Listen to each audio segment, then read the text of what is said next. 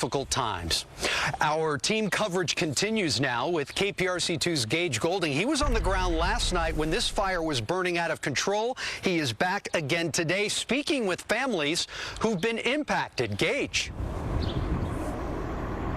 Yeah, Andy, I want to start with, I talked with two different families here in the Peach Creek Plantation community. They say, boy, oh boy, do we feel a lot better about this fire today than we did last night. One family got the knock on the door, that dreaded knock, 3:30 in the morning. It's these guys and gals right here, the firefighters, that told them, hey, it's time to go. Pack up the family and get out. Now, they do live right down this private drive, and way down this drive here, there's actually even more firefighters. So the one that you see behind me here, these three trucks, they're kind of just stationing here for the firefighters that are deep down in the woods doing the nitty-gritty hard work. But, you know, they came back just to check on their house. You know, could you imagine being away from your home, not knowing what's going on for 12, 14, 18 hours? They came back real quick just to check on their house. I caught up with the mom of two kids. I want you to hear this interview real quick. We just came back to make sure, check on our house, check on the property, because we have 64 acres out here, so we just wanted to make sure everything was good. And when we got here, they greeted us and said, hey, oh, so far looking so good. So. And you actually evacuated. You just came back now to check on the place? That's correct.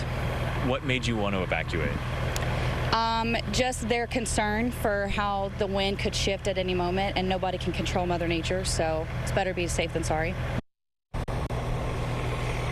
Better to be safe than sorry. Look at this right here. This is kind of what makes the hairs on the back of my neck stand up, is this thick wooded patch here. Whenever you have high winds gusting 30 miles an hour or even in excess of that, carrying these embers, all it takes is for one ember to land in here. You have the thick wooded trees, but photojournalist Roger Franco, can we pan down to the ground? I want to show in the woods here. You see that dry grass? You see all that debris that's fallen, dead tree limbs, brush, that kind of thing?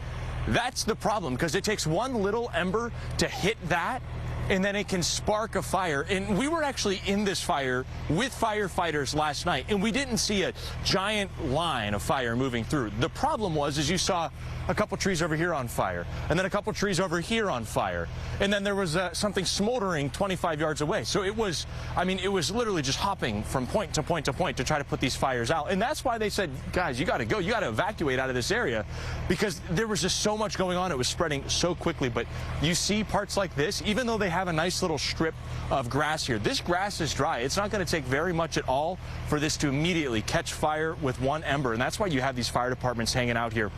The good news is the folks that live back here, whenever they saw these fire trucks standing out here, they said, man, I feel so much better. So that's a sigh of relief, and hopefully it's an opportunity for, you know, the fire departments and the emergency management staff to kind of regroup here a little bit. Andy, we'll send it back to you.